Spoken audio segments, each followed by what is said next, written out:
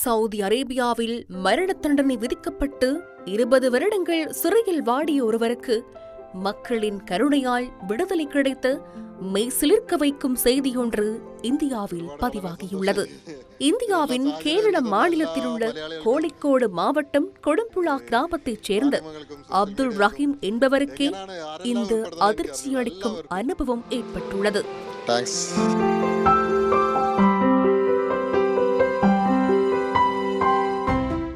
2006ஆம் ஆண்டில் சவுதி அரேபியாவிற்கு சாரதி தொழில் விசாவில் சென்றுள்ள அப்துல் ரஹீமுக்கு ரியாத்தில் இருக்கும் அப்துல்லா அப்துல் ரஹ்மான் அல் ஷாஹிரி என்பவரின் வீட்டில் வேலை கிடைத்துள்ளது.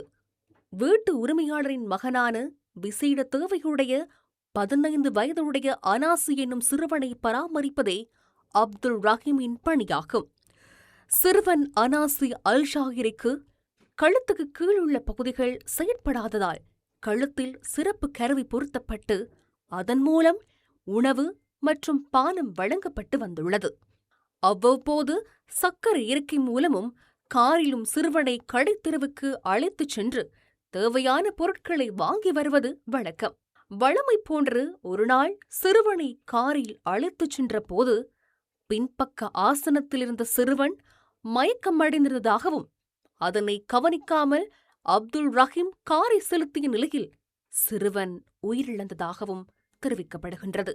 இந்த சம்பவம் 2006ஆம் ஆண்டு டிசம்பர் 24ஆம் தேதி இடம்பெற்றுள்ளதாக இந்திய ஊடகங்கள் செய்தி வெளியிட்டுள்ளன. இது தொடர்பாக ரியாத் போலீசாரிடம் முறைப்பாடு செய்யப்பட்டுள்ளதுடன் பல கோணங்களில் விசாரணைகள் நடைபெற்று இறுதியில் அப்துல் ரஹீம் குற்றவாளி என அறிவித்த நீதிமன்றம் அவருக்கு மரண தண்டனை விதித்து தீர்ப்பளித்தது. அப்துல் ரஹீம் கடந்த 20 ஆண்டுகளாக சவுதி அரேபியாவின் அல் ஹைர் சிறையில் அடைக்கப்பட்டிருந்ததுடன் சிறுவனின் பெற்றோர் அப்துல் ரஹீமை மன்னித்தால் அவரை மரண தண்டனையிலிருந்து விடுவிக்கலாம் என்ற நிலை ஏற்பட்டது. பிளட் மணி என்னும் முறைமையில் சிறுவனின் பெற்றோர் இழப்பீடு கோரியதுடன் இந்திய மதிப்பில் 34 கோடி ரூபாவை 2024ஆம் ஆண்டு ஏப்ரல் 16ஆம் தேதிக்குள் செலுத்தினால் அப்துல் ரஹீமை மீட்கலாம் என்றும் அறிவிக்கப்பட்டது. இதனையடுத்து அப்துல் ரஹீமின் உயிரை காக்க களமிறங்கிய சமூக சேவகர்கள் அப்துல் ரஹீம் சட்ட உதவி அறக்கட்டளையை கேரளாவில் ஸ்தாபித்தனர்.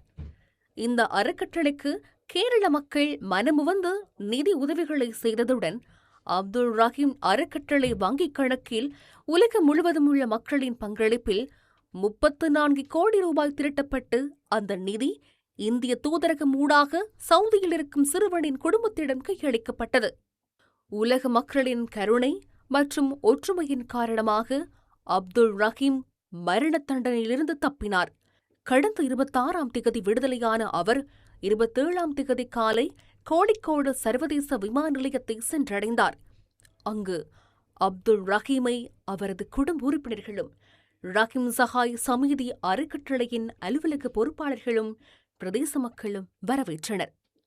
கோடம்புழாவில் உள்ள தனது வீட்டின் முற்றத்தில் ரஹீம் காலடி எடுத்து வைத்த போது அவரது கண்கள் கண்ணீரால் பணிந்தன. 20 ஆண்டுகளுக்குப் பின் ஊருக்கு வந்துள்ளேன்.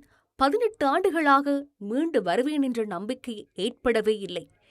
எனக்காக நிதி உதவி செய்தவர்களுக்கும் எனக்காக பிரார்த்தனை செய்த நல்லுள்ளங்களுக்கும் மிக்க நன்றி என அப்துல் ரஹீம் கூறினார். மரண தண்டனையிலிருந்து விடுதலை பெற உதவிய சவுதி அரேபியா குடும்பத்தினருக்கும் நன்றி தெரிவித்த அப்துல் ரஹீம் பழைய நினைவுகள் அனைத்தையும் மறந்து புதிய வாழ்க்கையில் அடியெடுத்து வைக்க விரும்புவதாக குறிப்பிட்டுள்ளார். ജീവിതം പ്രതീക്ഷിച്ചിരുന്നോ? ഇതൊരു ജീവിതം പ്രതീക്ഷിച്ചിരുന്നോ?